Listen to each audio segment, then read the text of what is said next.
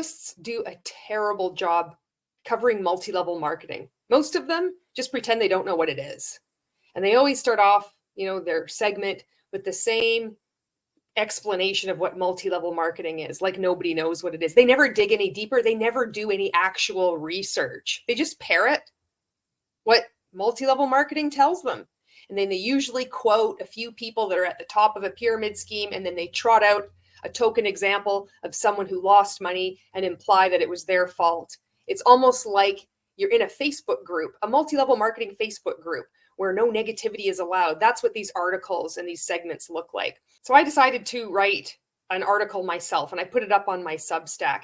I really like to create things. I love to make a lot of videos, and I really like to write too. So every once in a while, I put something out, and I feel really proud of this because this is the first thing that I've written where I put a lot of links to things, and I have evidence. And it's good because it's like I was in multi-level marketing, and as I'm writing this, it helps clarify my own thoughts. And I found I've been able to articulate them better when speaking about not the exact contents of the article I wrote, but just something about putting the time in writing it has helped me speak better on other multi-level marketing topics, which is so interesting to me. So, keep that in mind if you're healing from this and you're wanting to speak out and, stumbling over your words or trying to figure out what you're supposed to say. Writing might help. And it's taken me, it's about just over 2 years to start writing, because journaling has been tainted for me because I wasted so many hours journaling, thinking about, I'm going to manifest all these things into reality. Here's my article I want to share with you. So it's called Journalists and Multi-Level Marketing Coverage. And I'll put a link if you want to take a look at it, or maybe you want to subscribe to it. That's fine if you do. And it's fine if you don't. Journalists and multi-level marketing coverage. MLMs equal multi-level marketing companies. The robust anti-MLM movement occurring across social media is helping educate the public about the reality of multi-level marketing pyramid schemes. In the not too distant past, any article written about MLMs followed the same tired and predictable template, an incorrect explanation of what MLMs are and how they operate, defending that they aren't pyramid schemes, some rags to riches stories, one, if any, example of an MLM participant who failed because they didn't take their network marketing business seriously. MLMs effectively cornered the conversation on the realities of what they are, which are cultic frauds. Articles like this one from Chatelaine in 2018 are a perfect example of this. And I want you to see this. This article really got me going. Look at this. This was from 2018.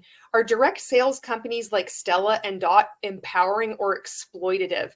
And there's this one part I want to show you where they say, oh, we've talked to women, and look at this news flash. Many women don't feel exploited. Look at that.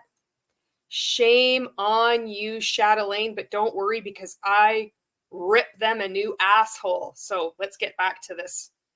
My article here, my post, my Substack post. Story of a woman who was skeptical or just signed up for the products, an erroneous description of how MLMs work, impressive statistics from the DSA, direct selling industry, citing millions of dollars, weak acknowledgement of criticism about the scam that MLMs actually are, token mention of pyramid scheme, followed by a statement along the lines, everything is shaped like a pyramid, claim that participants don't feel exploited, cites false income claims, quoting someone who is employed by, benefiting from MLM, story of someone earning a white luxury vehicle, quoting the less than a fraction of 1% of participants at the top of a pyramid scheme, representing this as proof that MLMs are not scams, brief mention of a participant who didn't make a lot of money and blaming them using the same excuses MLM organizations do. This Chatelaine article isn't journalism. It's a sad parody of an article that goes out of its way to ignore the fact that over 99% of people in MLMs lose money each year because that's how MLM scams are designed. So look at this. I think this is so cool. You just put this link in. Maybe you know this already, but I just didn't know this whole world existed. I'm like from the old school blogger, blogspot.com. So this was so exciting for me to do this. It was easy too. So this is the thing that I shared. And I put all my sources below too, because I was inspired by my friend and anti-MLM advocate, Brandy Hadfield. She's now on TikTok as well. She's on Instagram. She's speaking out on Facebook. So this is that Appendix 7E, MLM profit and loss rates versus various income options. And this is the one from John M. Taylor where it shows that you can earn more money gambling roulette at Caesar's Palace in Vegas or a classic no product pyramid scheme. So in my article or my blog post or whatever, there's all this stuff is there. So you can click on it and you can do your own research. Isn't that rad? Okay. Not because, according to Chatelaine, MLM isn't the business style for everyone. Any endeavor which has a guaranteed failure rate of 99% isn't a sound business model. What elevates MLM companies to a disturbing level of predation is how victims of these scams defend the very scams they are part of, even as they are being defrauded, exploited, and abused. No MLM participant is ever trained or encouraged to simply track their income and expenses. Instead, they are coached to believe and parrot that any expenses are an investment in oneself, or they would be purchasing the products anyway, and therefore don't need to keep track of their purchases, or their participation in MLM is a lifestyle. None of which points to the absurd claim by Chatelaine that participation in an MLM operates as a tester for future entrepreneurship. Chatelaine ignores the U.S. Federal Trade Commission's own studies on multi-level marketing, which show that MLM participants would make more money if they participated in a classic no-product pyramid scheme or gambled roulette at Caesar's Palace in Las Vegas. You can't make this shit up. Chatelaine goes on to quote the rather dubious professor of marketing from the University of Calgary's Haskayne School of Business. People get all hung up on, well, it looks like a pyramid, so it must be a pyramid. But every company in the world looks like a pyramid. You literally cannot make this shit up. According to Section 55.1 of Canada's Competition Act, the criteria of determining whether an MLM plan is a pyramid scheme do not include, well, it looks like a pyramid, so it must be a pyramid. Canada, like the US, makes the mistake of distinguishing MLMs from pyramid schemes. The truth is that there is no such thing as a so-called legitimate MLM. An endless chain recruitment model selling a business opportunity to gain financial freedom isn't a unique business opportunity, it's a scam. But that's for another article. Back to the business school professor who doesn't know what the definition of a pyramid scheme is. Derek Hassay, curiously enough, ran a covert MLM class for his fourth-year business students, making them sell Cutco vector marketing knives. He got away with this for 10 years, and the program dubbed Selling Smiles 101 was approved by the dean at the time. Earlier this year, I contacted the current dean of the University of Calgary's Haskayne School of Business for an official statement, which I didn't receive. It's important to note that a conflict of interest existed as Derek Hassay also sat and continues to sit on the Cutco Vector Marketing Academic Advisory Board. According to the DSA, Direct Sellers Association of Canada, 84% of MLM participants are women. And according to MLM companies' own income disclosure statements, virtually all of these participants lose money each year. Chatelaine uses a number of examples of multi-level marketing companies in their article. Stella and Dot, Arbonne, Isogenics, doTERRA, Sensi, Rodan and Fields, and avoided looking at the income disclosure statements for all of these companies to see how those figures stacked up against reality. MLMs are notorious for skewing data to hide their enormous loss rates. For example, they will exclude participants who haven't recruited anyone into their downlines and/or will show the average versus the median annual income. For anyone who left high school math firmly behind them, the median income is a more accurate portrayal of typical earnings at each rank or level in an MLM pyramid scheme. For example, if you have 9 women making a meager $300 for the year and 1 woman that makes $30,000, the average income is $3,270. See how deceptive this is? The reality is that the vast majority of women made only $300. Keep this in mind when viewing the following tables from the MLM companies Chatelaine neglected to research. Stella and Dot information from 2019. They have since changed their structure, but at the time Chatelaine's article was written, this was the info available.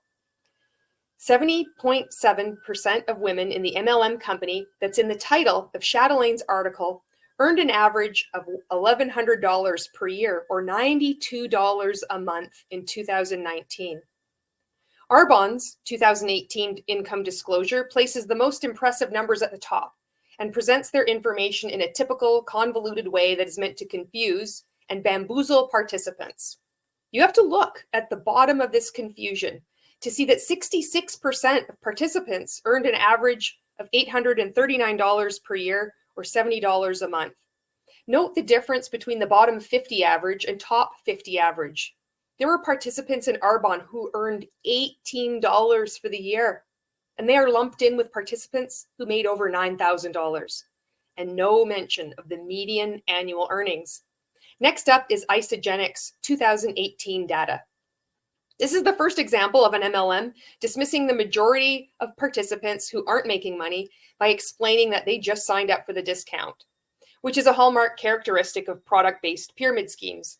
There's no demand for products outside MLM pyramid schemes, virtually no retail sales. The sales come predominantly from the distributors. In 2018, 72% of Isogenics participants made nothing, and Isogenics blamed it on the lack of work ethic of these participants. Another MLM cited in the Chatelaine article is doTERRA. By now, you can see how MLMs go out of their way to hide how little the vast majority of their participants earn. doTERRA doesn't even show the average earnings of most participants. Instead, they bury it in the fine print with a method I call statistic within a statistic. Of the 62% entry rank, 53% earned an average of $380 for the year, or $32 a month. You don't see that figure on the colored bar graph chart. Like other MLMs I've discussed above, I was unable to find the 2018 income disclosure information for Canada, for Sensi, and so I've included the 2018 US income disclosure instead.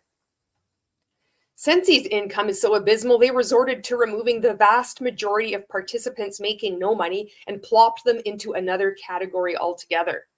And even with this tactic, the data is disturbing. The vast majority of participants, who Sensi doesn't want to acknowledge, earned a median of $122 for the year, or $10 a month. These participants illustrate the annual churn rate as people enter and exit MLM pyramid schemes. In the first group, which Sensi hoped would make its numbers look better, the median annual commissions were $697 for the year, or $58 a month. Rodan and Field's 2018 income disclosure is similar to what we've seen already. 61.3% of participants earned a median of $245 for the year, or $20 a month. So far, I've not included the ranks above the bottom rank. These subsequent ranks as a participant climbs up the pyramid, earn very little. The next rank, which held 28.9% of participants, earned a median of $2,060 a year, or $172 a month. Already, we're looking at 87.2% of participants barely making any money. To answer Chatelaine's headline question, are direct sale companies like Stella and Dot empowering or exploitative? Chatelaine, MLMs are not direct sales companies. In actual direct sales, the bulk of the commission from the sales of products goes to the salesperson. In MLMs, the reverse happens. The bulk of commission goes to your upline and your upline's upline and so on. A better headline for Chatelaine's article would be, when 99% of people are guaranteed to lose money, and most of these people are women, is it exploitative? The answer is yes, Chatelaine. Yes, it is. Thank you for watching, and I will see you in my next video.